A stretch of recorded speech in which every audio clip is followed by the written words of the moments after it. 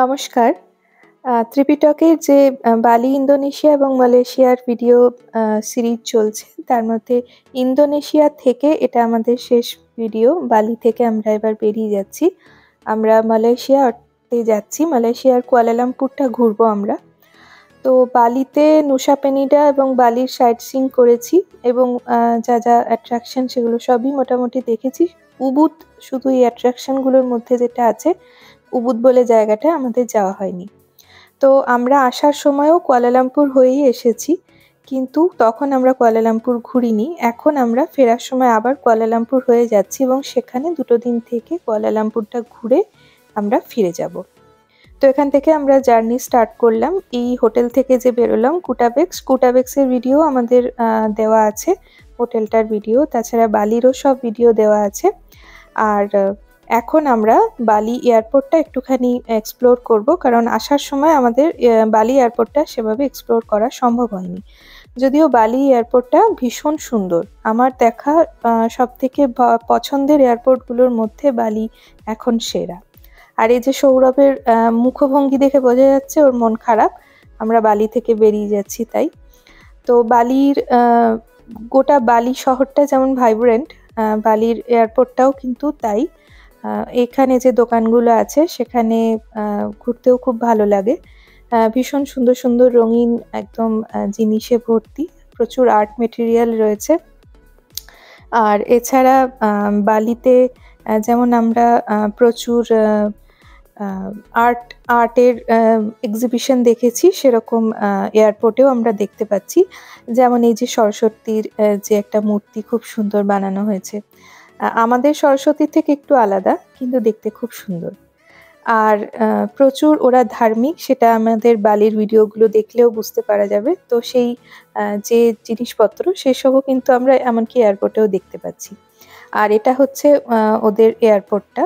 এখানে দেখুন গরুর ইন্দোনেশিয়া বলে যে এটা রয়েছে, ফ্লাইটটা রয়েছে, এটা ওদের ন্যাশনাল ফ্লাইট।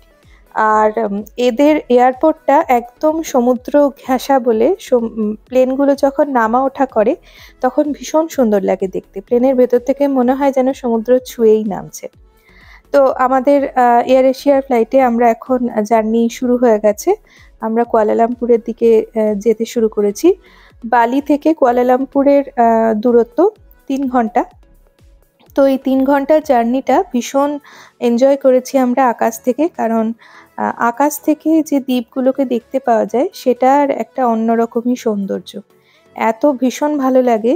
এই যে ভিউটা, এটা তো আমরা কোথাও ঘুরতে গেলে নিচে থেকে পাই না, কিন্তু ওপর থেকে আকাশ থেকে যখন এই দ্বীপগুলোকে দেখতে পাওয়া যায় তখন সেই সৌন্দর্যটা মানে বর্ণনা করাই আমার কাছে অন্তত এর কোনো ভাষা নেই।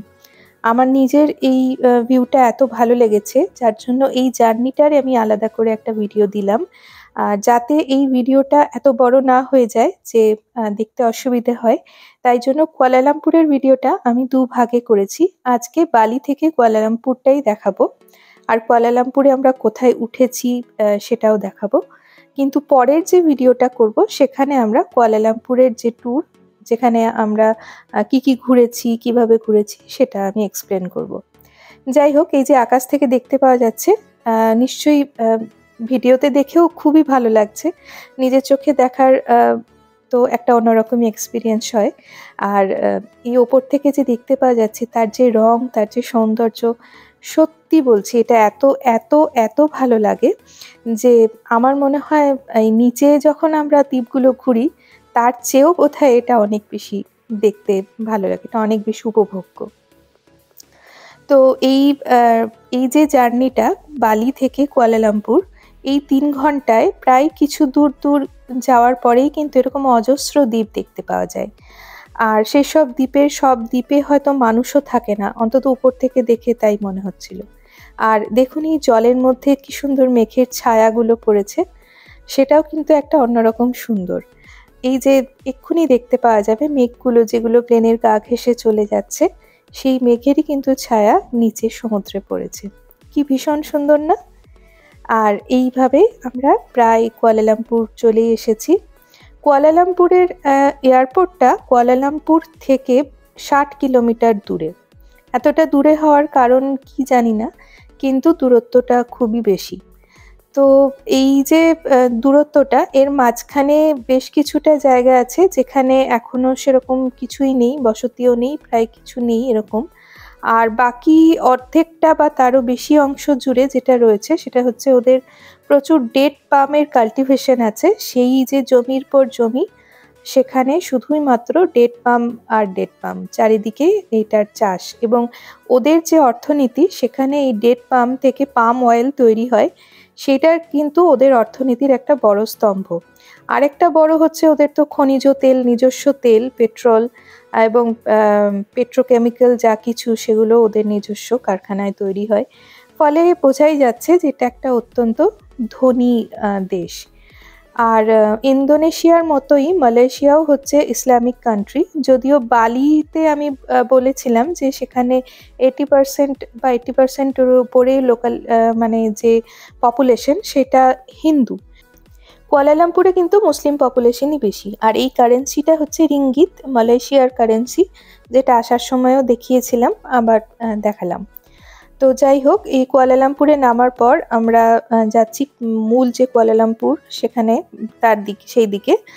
আর এই রাস্তাঘাট থেকে শুরু করে কুয়ালালামপুরের যা কিছু দৃশ্য এর পর থেকে দেখবো আজকে এবং এর পরের যে ব্লগটাতে, সেটা দেখলেই বুঝতে পারা যাবে যে কুয়ালালামপুর একটি অত্যন্ত উন্নত মানের প্রথম বিশ্বের দেশগুলির মতনই ঝাঁ চকচকে একটি দেশ। এবং ভীষণ প্রথম বিশ্বের দেশগুলোতে যা সব সুযোগ সুবিধা থাকে, যেরকম সভ্যতা থাকে, একদম কুয়ালালামপুরের ক্ষেত্রেও তাই। তো এখানে প্রচুর স্কাইস্ক্র্যাপার, তো এই সবে শুরু হলো।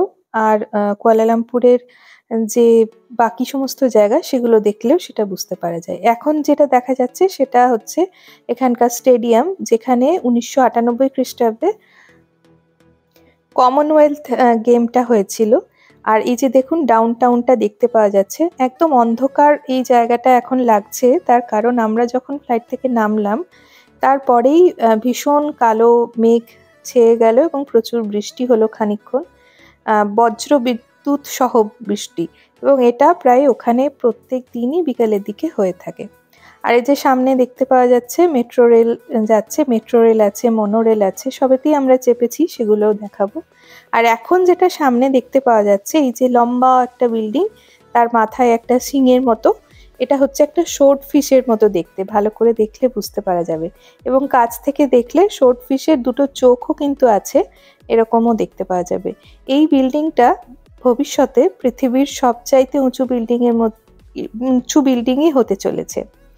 আর একটা সময় ছিল মালয়েশিয়াতে এরকম উঁচু বিল্ডিং আরও আছে, যেমন পেট্রোনাস টুইন টাওয়ার, সেটা একসময় পৃথিবীর সবথেকে উঁচু বিল্ডিং ছিল। কিন্তু পরবর্তীকালে আরও অনেক কিছু হয়ে গেছে। এখন বর্তমানে বুর্জ খলিফা যেমন সবথেকে উঁচু বিল্ডিং, কিছুদিন পরে কিন্তু আর সেটা থাকবে না। এই যে শোর্ট ফিশের মতো বিল্ডিংটা, এটাই কিন্তু সবথেকে উঁচু বিল্ডিং হয়ে যাবে। অর্থাৎ বুঝতেই পারা যাচ্ছে যে কুয়ালালামপুর ঠিক কতটা ধনী একটা জায়গা। তো আর এই যে উপর দিয়ে লাইনটা চলে যাচ্ছে, এখানে এটা মেট্রো রেলের লাইন, মনোরেল আছে। মনোরেলের ডিস্টেন্সটা খুব বেশি না, খুব গোটা কুয়ালালামপুর জুড়ে নেই, কিন্তু মেট্রো রেলটা অনেক বেশি জায়গা জুড়ে।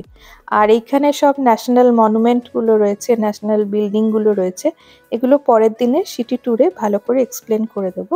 এখন আমরা এই যে শহরে ঢুকছি, এখানের এই যে মূল জায়গা, বুঝতেই পারা যাচ্ছে প্রায় ডাউন টাউনের কাছেই আমরা চলে এসেছি, ডাউন টাউনে চলে এসেছি।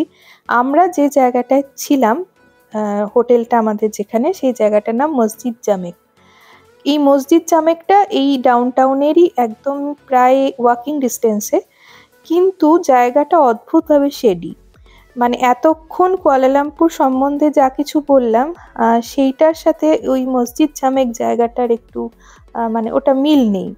অদ্ভুতভাবে ওই জায়গাটা ভীষণ শেডি।